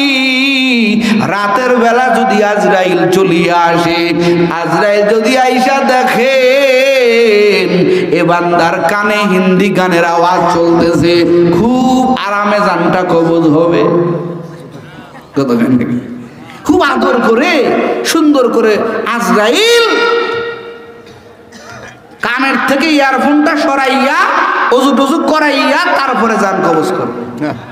কি গান নাকি অজু টজু করাইয়া গান শোনো কা, আমি তো আসছি তোমার জান কবজ করার জন্য, এরকম বলবে নি? হাসেন না বাবা, এরকম বলবে? অথচ হাদিসের মধ্যে পাওয়া যায় মানুষ যখন গুনাহ করে তখন তার সাথে ঈমান থাকে না। কথা কয় না? ওলামায়ে কেরাম আছে, বানোয়াট গল্প করি না, মুতালা করে এখানে বসছি। মানুষ যখন গুনাহ করে তখন তার সাথে ঈমান থাকে না, ঈমানটা ঝুলন্ত অবস্থায় থাকে। এরে কলিজার যুবক, গান শোনা কি হালাল? কথা কয় না? গান শোনা হারাম, তুমি হারামের মধ্যে লিপ্ত, তোমার ঈমানটা তোমার থেকে জুদা হয়ে ঝুলন্ত অবস্থায় আছে। আর আল্লাহ যদি ওই সময় এসে তোমার জানটা কবজ করে, যুবক রে, ন্যূনতম ঈমানটা নিয়া কবরে যাইতে পারবি না। তো বাবারা আমার, ও কলিজার বাচ্চারা আমার, তোমার আমার 4 নাম্বার সাক্ষী হয়ে যাবে কান, 5 নাম্বার সাক্ষী হয়ে যাবে চোখ। কি হবে কোন? চোখ। 6 নাম্বার চোখের কথা কি বলবো, এটা তো আমগো দ্বারা হইতেইছে। রাস্তা দিয়া মা বোন হাইটা যাইতেছে, তুমি তাকাইয়া তাকাইয়া চোখের স্বাদ নিতেছো। ও মা বোনেরা, তুমিও যুবকের দিকে তাকাইতেছো, চোখের জিনা নিয়া যাইতেছো। অথচ আমার নবী বলেন জিনাল আইনিন নজর, বলেন নজরটাও একটা জিনা। এটাও তুমি একদিকে খারাপ নজরে তাকাবা, সাথে সাথে আল্লাহর ভয়ে জবান নজরটা ফিরাইয়া নাও, আমার আল্লাহ তোমার আমল নামায় বহু নেকের মালিক বানায় দিবে। ও আল্লাহর বান্দারা, তো বলতেছিলাম 5 নাম্বার সাক্ষী হলো চোখ, 6 নাম্বার সাক্ষী হলো তোমার আমার গায়ের চামড়া। আল্লাহ তাআলা কোরআনে বলেছেন, এই হাসরের ময়দানে বান্দা বলবে, আরে চামড়া, তুইও আমার বিপক্ষে সাক্ষী দিতেছিস, কত আদর করছি। ও মা বোনেরা, শোকেস ভর্তি কসমেটিক কত কিছু কিনছো, অথচ তোমার আমার গায়ের চামড়া পর্যন্ত আল্লাহর দরবারে সাক্ষী দিবে। 6 নাম্বার চলিয়া গেল, 7 নাম্বার সাক্ষী হবে রে বাবা। আমার আল্লাহ তাআলা কোরআনে হাকিমের মধ্যে বয়ান করে বলেন, কিরামান কাতিবিনা ইয়ালামুনা মা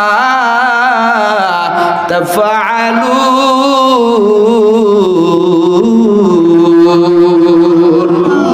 ও বান্দারা, ও দিনাজপুরের যুবকেরা, আল্লাহ বলবেন, হে বান্দা, হে ফেরেশতারা, এ বান্দা কয় গুনাহ করে নাই, হে মুনকার নকির আসো, জবাব দাও, এ কি গুনাহ করেছে নাকি? সব বলিয়া দেবে। এগুলো তো গেল তোমার আমার একটা সাক্ষী, এক ধরনের সাক্ষী, কিন্তু আসল সাক্ষী এখনো পড়ে আছেন। বান্দা যখন বলবেন, আয় আল্লাহ, আমি অন্যায় করি নাই, আমার অন্যায়ের প্রমাণ কি? আল্লাহ বলবেন, সবচাইতে বড় সাক্ষী হলো তোমার আমার আমল নামা। কথা কন ঠিক কিনা? প্রত্যেকের সাথে আমল নামা আছে না নেই? কতক্ষণ বাবা আছে না নেই? প্রত্যেকের সাথে আমল নামা আছে। ও কলিজার যুবক, এই আমল নামা আল্লাহ কোরআনে বয়ান করে বলেন, ওয়া ইযা সাহুফু নুশিরাত, আল্লাহ তাআলা ডাক দেয়া বলবেন, ফেরেশতা, এই বান্দার আমল নামা খোলো। এই বান্দার আমল নামা খুলিয়া দিয়া এবার আমার মাওলা বলবেন, এ গুনাহগার নাফরমান, তুই বললি, তুই বলে গুনাহ করো নাই, এই যে তোর আমল নামা খুলিয়া দিয়েছি, ইকরা কিতাবাকা কাফা বিনাফসিকাল ইয়াউমা আলাইকা হাসিবা। আমার আল্লাহ ডাক দিয়া বলবেন, হে বেনামাজি গুনাহগার, এবার তোর আমল নামা পড়,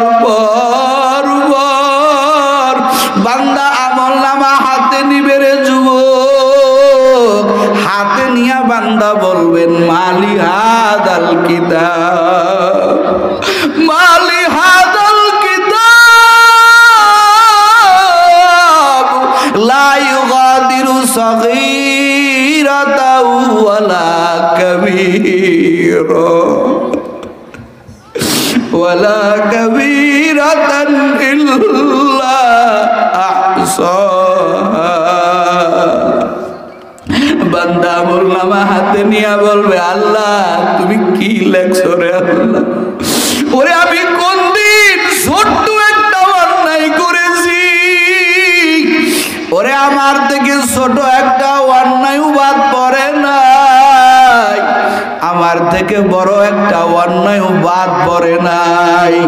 আল্লাহ তাআলা এবার বলবেন, এ ফেরেশতারা এই বেনামাজি নাফরমানের এবার শিকল লাগা। ও কলিজার বাবারা, ও পর্দার আড়ালের আম্মা জানেরা, বলেন তো এই 8টা সাক্ষী যদি আমার আপনার সাক্ষী দেয়, বলেন তো বাঁচার কোনো উপায় আসেনি? এ বাবা সলসাতুরি করে পার পাওয়া যাবে? কতক্ষণ যাবে? এ বাবা এখানে যারা আছেন, আমি মনে করি আমার মতো গুনাহগার এই ময়দানে কেউ নাই। এখন মনে মনে সবাই কল্পনা করতেছেন, মনটা এতক্ষণের বয়ানে আমার মনে হয় কিছুটা হলেও নরম হয়েছে, আসলেই তো গুনাহ করেছি, আসলেই তো বাঁচার উপায় নাই। এই সাক্ষীগুলো আমগো সাথে সাথে আছে, একটা সাক্ষীও কেউ মাইনাস করার কোনো উপায় নাই, জোরে কন উপায় নাই। তো এখন আমি কি করব, এখন আমি কি করব? আল্লাহ কয়, এবার আল্লাহ আশার বাণী শুনাইয়া দেয়, কুল ইয়া ইবাদিয়াল্লাযীনা আসরাফু আলা আনফুসিহিম লা তাকনাতু মির রাহমাতিল্লাহ ইন্নাল্লাহা ইয়াগফিরুয-যুনুবা জামিআ ইন্নাহু হুয়াল গফুরুর রহিম। আল্লাহ গায়েব নামাজিরা, এ গুনাহগারেরা, আমি আল্লাহর মতো গাফফার আর কেউ নাই, আমি আল্লাহর মতো রহমান আর কেউ নাই, আমার মতো গফফার আর কেউ নাই। এরে তুই কত গুনাহ করছিস, ওরে তোর গুনাহ যদি আসমান পর্যন্ত হয়ে যায়, ওরে বান্দা আমি আল্লাহ এমন রহমান, একটাবার যখন তুই আমারে আল্লাহ কয়া ডাকবি, এ বাবারা, এ দিনাজপুরের যুবকেরা, আমার মাওলা কয় বান্দারে, ওরে দুনিয়ার মানুষ অন্যায় করলে মানুষ পুলিশ লাগায় দেয় তারে শাস্তি দেওয়ার জন্য, অথচ আমার মালিক দুনিয়ার মানুষ যদি অন্যায় করে, আমার মাওলার রহমতের দরজা খুলে দিয়া ডাক দেয়, আসো আলা মিন মুস্তাগফিরিন ফাআগফির আলা। আল্লাহ কয়, নাফরমানেরা, এ গুনাহগারেরা, ওরে আমি আল্লাহর মতো গফফার কেউ নাই, আমি আল্লাহর মতো রহমান কেউ নাই। তোর গুনাহ জমিনের মানুষ বড় মনে করতে পারে, আমি আল্লাহরে একটা বার ডাক, তুই একটা বার ডাকবি, আমি আল্লাহ ক্ষমা না করে পারবো না। বিখ্যাত ফকিহ একজন বুজুর্গ বান্দা, নাম তার হলো আবুল্লাহ সমরকন্দি রহমাতুল্লাহি আলাইহি। তার একটা কিতাব যেটা মুসলমানের জন্য সতর্কের কিতাব, যেই কিতাবটার নাম তামবিহুল গাফিলিন, তামবিহুল মুসলিমিন, বলে গাফেলদের জন্য সতর্ক। এই আল্লাহর বান্দা কিতাবের মধ্যে একটা ওয়াকিয়া লেখেন, আল্লাহর নবীর সাহাবী হযরত উমর রাস্তা দিয়া হেঁটে যাইতেছেন, এক যুবক পথের ভিতরে বসে বসে এমন কান্না কাঁদতেছেন, ওরে যার কান্না মনে হয় গাছের পাতা ঝরে পড়বে। ওমরের মতো একজন সঙ্গে দিলের ব্যক্তি, যার ভিতরে শুধু কঠোরতা কঠোরতা কঠোরতা, কিন্তু কিতাব লেখেন ওমরের এই যুবকের কান্নায় মায়া লাগাইয়া দিল। ওমর কয়, রে যুবক, তোর কান্না কান্না আমার কলিজার ভিতরে গিয়া লাগতেছে। এ যুবক মায়ুবুকি কাইয়া সাবন, এ যুবক তুই কোন কারণে কাঁদো? তোর কি হয়েছে আমাকে কি বলা যায় না? আমাকে বলো তুই কেন কান্না করো? এবার যুবক কয় রে উমর, তোমার কাছে বলে আমার কোনো উপায় হবে না। এরে উমর, রহমাতুল লিল আলামিনের কাছে কি আমার একটু নিয়ে যাওয়া? আমি যে কত বড় জালিম, ওরে আমি নবীর কাছে বলে মনে হয় শান্তি পাবো, আমার একটা রাস্তা বাহির করে দিবে। এ উমর আমাকে একটু নিয়ে চলো। এবার উমর কয় ঠিক আছে আমার সাথে চলো। উমর সাহাবী এই যুবককে নিয়ে রওনা হয়ে গেল নবীর ঘরের দরজার কিনারায় বসাইয়া। উমর কয় যুবক ভাই তুমি বসো, আমি একটু আগে নবীর থেকে অনুমতি নিয়ে আসি। উমর যাইয়া নবীর সামনে কাঁদতেছেন। নবী আমার ডাক দিয়া বলে উমর তুমি কেন কান্না করো? তুমি কেন কাঁদো? বলো তুমি কেন কাঁদো? এবার নবীর এই কথা বলি আর উমর কয় নবী কাঁদি একটা যুবকের কান্নায়। ওই যুবকের কান্নায় এতটা করুন আমার হৃদয়টা সুয়াইয়া দিছে রে নবী।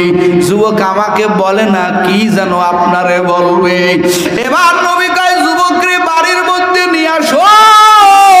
ও দিনাজপুরের যুবকেরা, ও আল্লাহর বান্দারা মনোযোগ দিয়া শুনো। গুনাহ তোমারও আছে আমারও আছে। যদি মনে করো না গুনাহ মাফ করানো লাগবে না, আমি জাহান্নামে জ্বলতে পারবো, বাবা তোমার এই ওয়াজ শোনা লাগবে না। এবার যুবক আইসা নবীরে সালাম দেয়, ও নবী আমি বড় গুনাহগার, আমি বড় জালেম। আমার নবী কয় কত বড় গুনাহ করছো? বলে নবী সব চাইতে আমি বড় হয় বড় গুনাহগার। আমার নবী কয় আল্লাহর রহমতের চাইতেও কি বড় গুনাহ? বলে হ্যাঁ আমার মনে হয় আল্লাহর রহমের চাইতেও আমার বড় গুনাহ। এবার আমার নবী কয় তোমার গুনাহটা কেমন? আসমান জমিনের চাইতেও বড়। ওই যুবক কাঁদে আর বলে হুজুর আমার গুনাহটা আসমান জমিনের চাইতেও বড়। এবার নবী আমার বলেন হে যুবক বল তোর গুনাহটা কত বড়?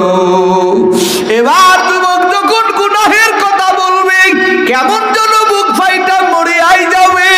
যুবক ডাক দেয়া কয় নবী এবার আপনি শোনেন আমি কেন কান্না করি। আমি একটা কাফন চোরা, এই মদিনার মধ্যে আমি একটা কাফন চোরা।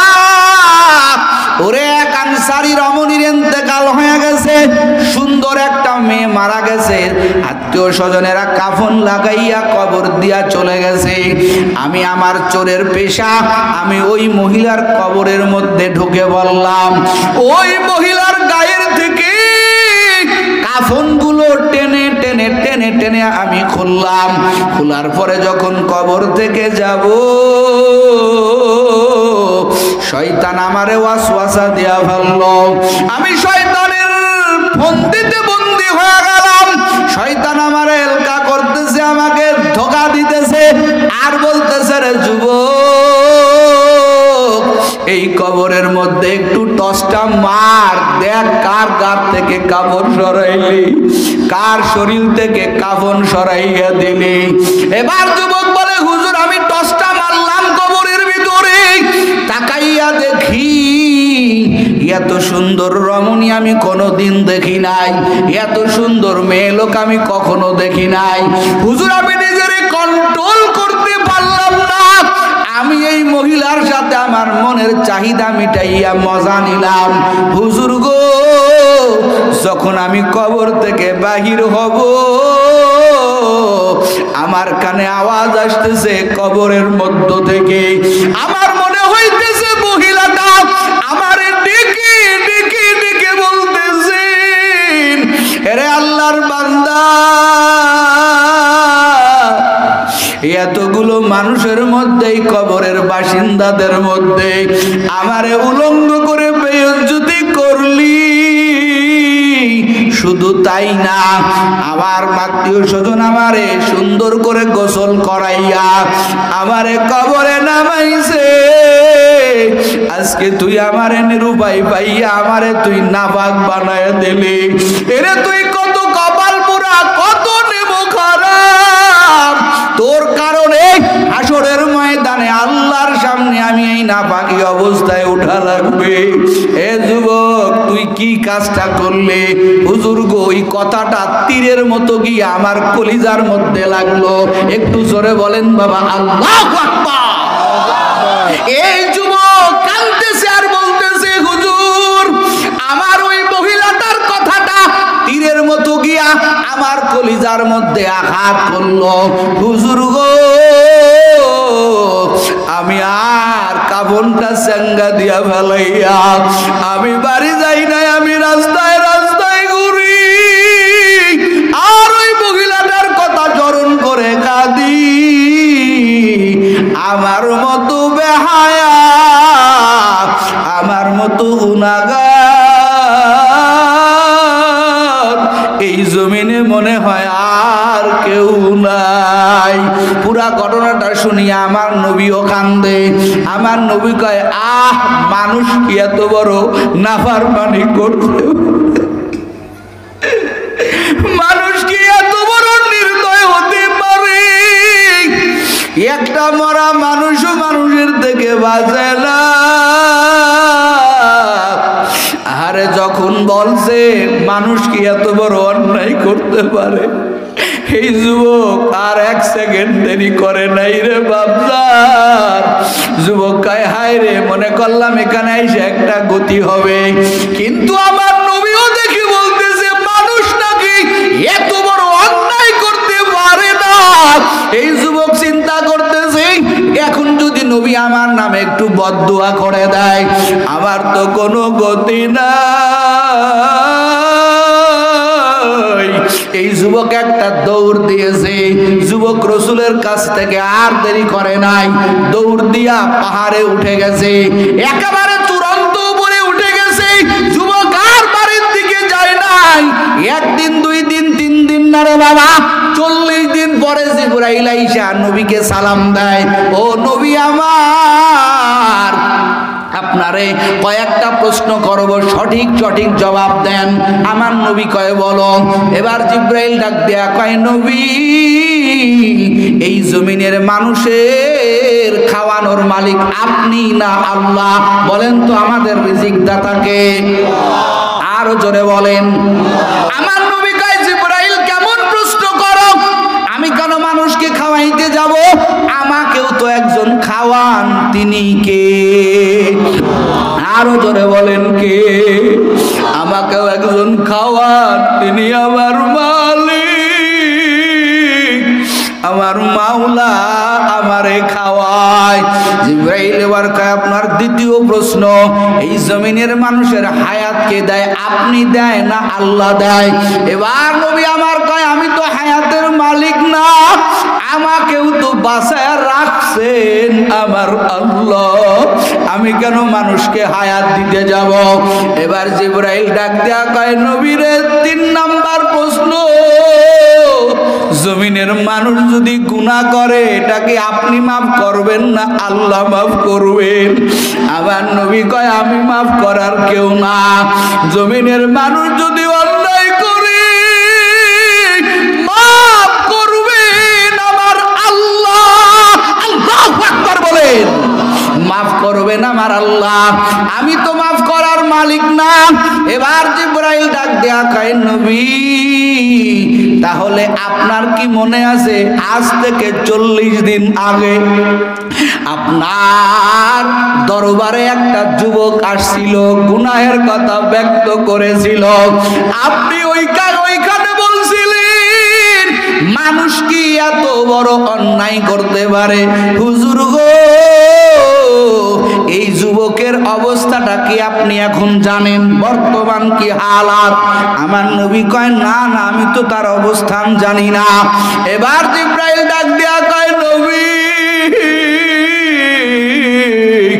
আপনি যখন বলেছেন এত বড় অন্যায় মানুষ করতে পারে, এই যুবক মায়ের কাছে যায় না, এই ছেলে মেয়ের কাছে যায় না।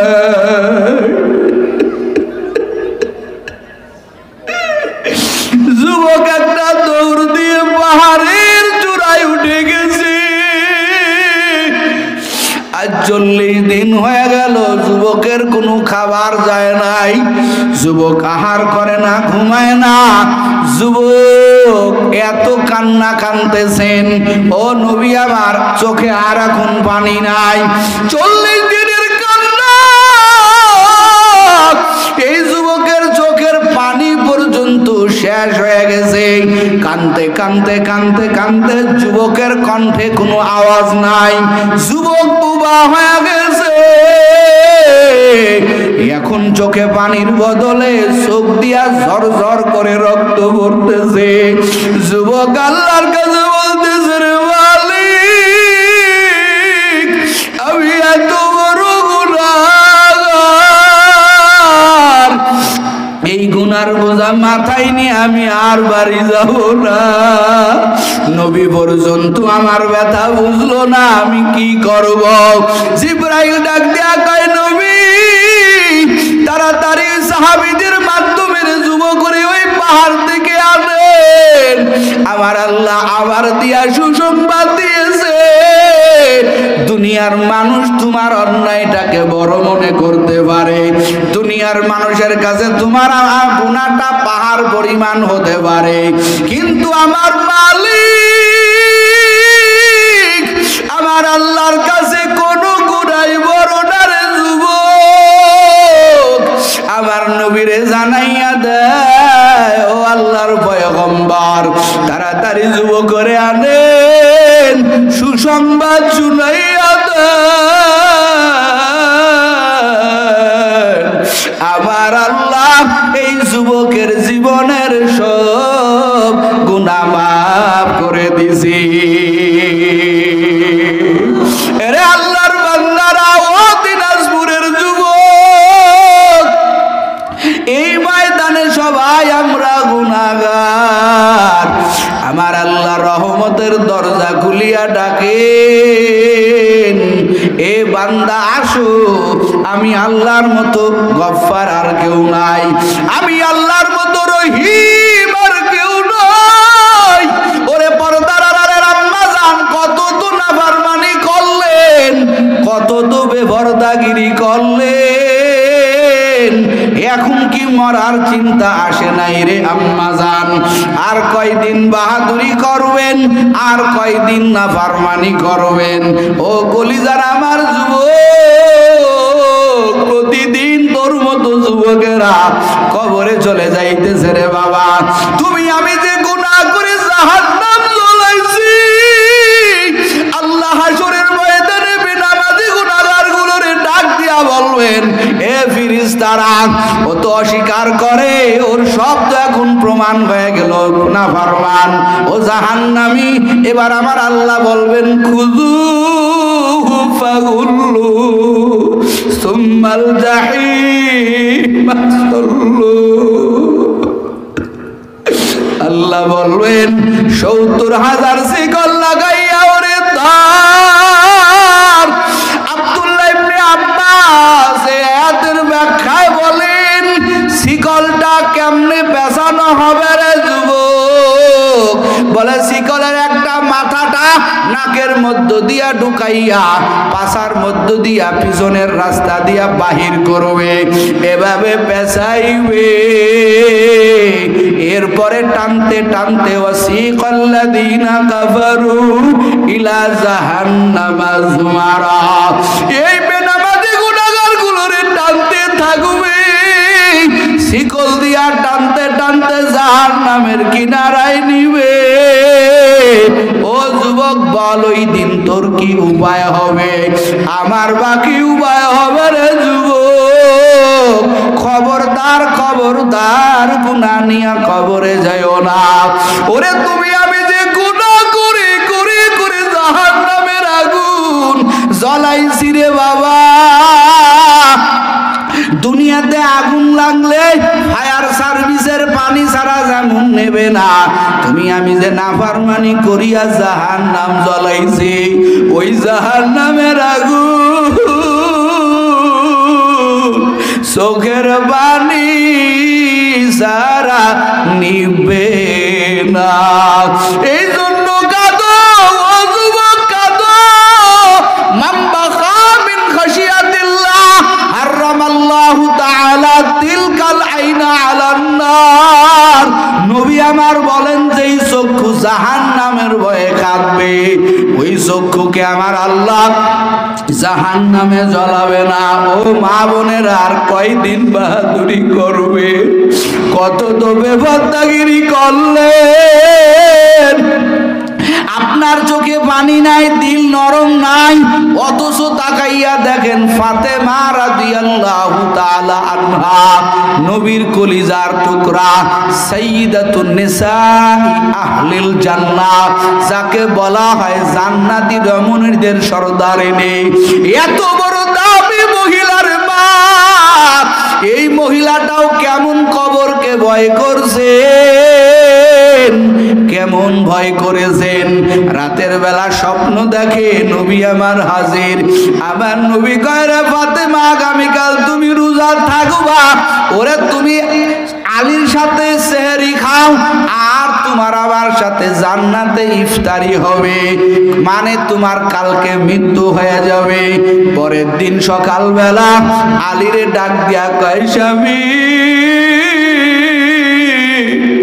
বিদায় দেন, আর দেখা হবে না।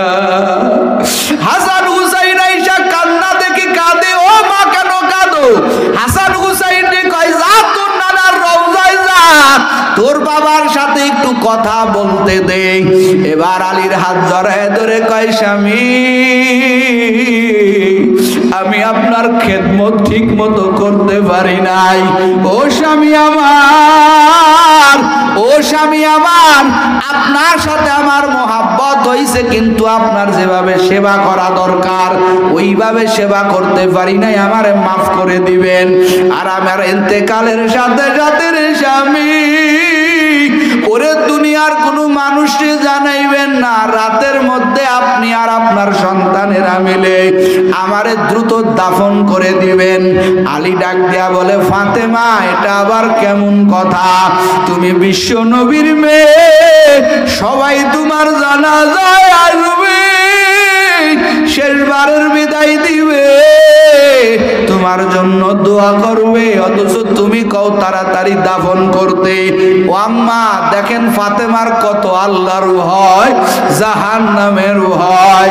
ফাতেমা ডাক দিয়া কয়, স্বামী আমি মরে গেলে আমারে 5টা কাফনে বেজাইবেন, ওই কাটিয়ার উপরে আমারে শুয়াইয়া দিবেন। ওরে দিনের বেলা যদি আমার জানাজার নামাজ পড়ান, হাজার হাজার মানুষ আমার জানাজা পড়ার জন্য আসবে, খাটিয়ার দিকে যখন তাকাইবে, কাফন পরাইলে তো আমারে বোঝা যাবে আমি ছোট না বড়, আমি মোটা না চিকন। ও স্বামী আমার, আমি আল্লাহর ভয়ে আমার শরীরটা কোনো বেগানাকে দেখাই নাই, কোনো পরপুরুষকে দেখাই নাই।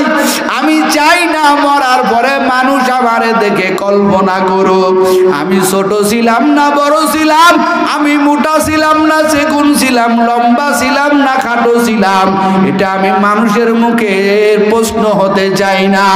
আমারে দ্রুত দাফন করে দিবেন, কারণ আমি আমার আল্লাহকে বড় ভয় করি।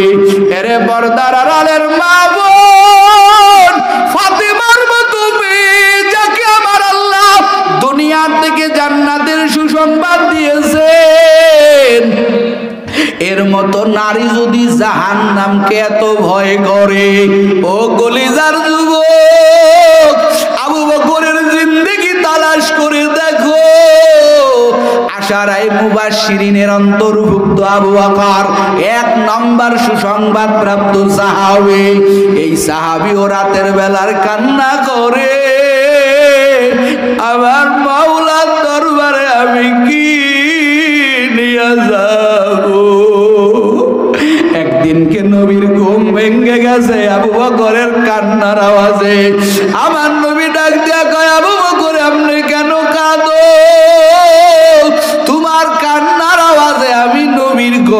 ভেঙে গেছে। আবু বকর ডাক দিয়া কয় নবী জাহান্নামের ভয়ে।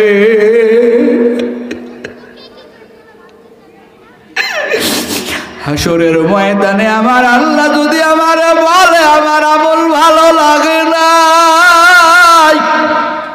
ওই দিনকে আমার কি উপায় হবে? আমি আবু বকরের জানা নাই। ও নবী আমার, ওই জাহান্নামের ভয়ে আমি কান্না করি। এরা যুবক, তোমার চোখে পানি নাই কেন? এই ময়দানে আশেপাশে তাকাইয়া দেখো, কত মানুষের চোখের গোড়ায় পানি চলে আসছে। গুনার কারণে চোখে পানি নাই, অন্তরটা শক্ত বানাইয়া ফেলছো। মনে করছো কিছুই হবে না, কিছুই হবে না, আজরাইলের থাবা সহ্য করতে পারবা না। ওই কবরে 70 থেকে 99টা সাপের দংশন সহ্য করতে পারবা না। এখন চিন্তা করো, গুনাহ নিয়া কবরে যাওয়া নাকি গুনাহ মুক্ত হয়ে কবরে যাওয়া। দুনিয়াতে একটা মশার কামড়, একটা বেতের বাড়ি সহ্য নেয় না। সামান্য ঠান্ডা, সামান্য গরম তুমি আমি সহ্য করতে পারি না রে যুবক। ওই কবরে সাপের দংশন কেমনে সহ্য করবা? তোমার আবার যখন জনমের মতো বিদায় দিবে, কাদেরকে আপন মনে করতেছে রে যুবক? তোরে একা একা বাসবাগানে রেখে আসবে, তোর কাঞ্জে কেউ যাবে না, তোর নাম্বারটা পর্যন্ত মোবাইল থেকে ডিলিট করে দিবে। বন্ধুরা বলবে নাম্বারটা রাইকা ফোনের জায়গা জুড়ে রাখবো না, তোমার আমার নাম্বারটা পর্যন্ত ডিলিট করে দিবে রে যুবক। এই তো দুনিয়ার বাহাদুরি। ও বাপজানেরা, ও আমার কলিজার যুবক, ও হিলফুল ফজলের সংগঠনের ভাইয়েরা, ও পর্দার আড়ালে আমার মা বোনেরা, আমি গুনাহগার, আমার কোনো যোগ্যতা নাই। তবে মা, তোমার চোখ দিয়া দেখছো কত তোমার মতো মহিলারা চোখে ভর্তি কাপড় রাইখা, সাজসজ্জা রাইখা কবরে চলিয়া গেল। আপনিও তো কবরের বাসিন্দারে মা। এই ময়দানে তওবা করে বহুত নামাজ কাজা দিছেন, আজকের এই ময়দানে তওবা করেন মা। আপনার মতো বহু মা আছে, খাস তো পর্দা করে, 5 বেলার নামাজ পড়ে, সকাল সন্ধ্যায় কোরআন তেলাওয়াত করে, স্বামী গরিব হইলেও আল্লাহর কাছে চোখের পানি জমা দেয় আর কাঁদে, বলে আল্লাহ আমার স্বামী আমারে যতটুকু দেয় আলহামদুলিল্লাহ। ওরে খাস ভাবে চলে, আপনি কেন পারবেন না? ও আমার বোনেরা, তোমার মতো হাজার বোন আছে, স্কুল কলেজে পড়ে, পর্দা করে, কোনো পুরুষের সাথে দেখা দেয় না। আমার আল্লাহর ভয়ে ও কলিজার যুবকেরা, জানি না আর দেখা হবে কিনা। আমি গুনাহগার, তোদের পায়ে হাত দিয়া বলি, আর দাড়িতে খুল লাগাইয়া আমার নবীরে কষ্ট দিও না, আর নামাজ কাজা দিয়া নিজেরে জাহান্নামী বানাইও না। করছো বহুত গুনাহ করছো, 2টা ওয়াদা দাও, গুনাহ করব না। গুনাহ হয়ে গেলে গুনাহ তওবার দ্বারা রাখবো না। কারা কারা পারবা 2টো হাত তওবার নিয়তে মালিক রে দেখায়া দাও। নারায়ে তাকবীর। ও দয়ার মালিক, গুনাহ, এখানে আমরা সবাই গুনাহগার। আল্লাহ তওবার জন্য তুমি ডাকো, নিয়ত করার জন্য এজন্য হাত উঠাইতেছি আল্লাহ তোমার রহমতের ফেরেশতারা নূরের ক্যামেরা দিয়ে ভিডিও করতেছে তওবা কবুল করে নাও আয় আল্লাহ তওবাতুন নসুহা করে কবরে যাওয়ার তৌফিক আমাদেরকে দান করো বলেন আমিন আল্লাহ আমাদের সবাইকে তওবাতুন নসুহা করে কবরে যাওয়ার তৌফিক আল্লাহ আমাদেরকে দান করুন বলেন আমিন সম্মানিত হাজিরিন গাঞ্জায় লিপ্ত হয়ে যাইতেছে আমার দেশের যুবকেরা আজকে ফেনসিডিলে লিপ্ত হয়ে যাইতেছে আমার দেশের যুবকেরা আজকে জুয়ায় লিপ্ত হয়ে যাইতেছে কথা কোন ঠিক কিনা আজকে সেই যুবকেরাই এই হিলফুল ফুজুল সংগঠনের এই কলিজার যুবকেরা সুন্দর একটা জান্নাতের উপহার আপনাদেরকে দিয়েছে কোরআন হাদিস শোনার মতো একটা পরিবেশ তৈরি করে দিয়েছে আমরা এদের সাথে আছি না নাই যারা কোন আছি না নাই কারা কারা আছেন একটু দুই হাত দেখায় দেন আল্লাহর দরবারে নারায়ে তাকবীর নারায়ে তাকবীর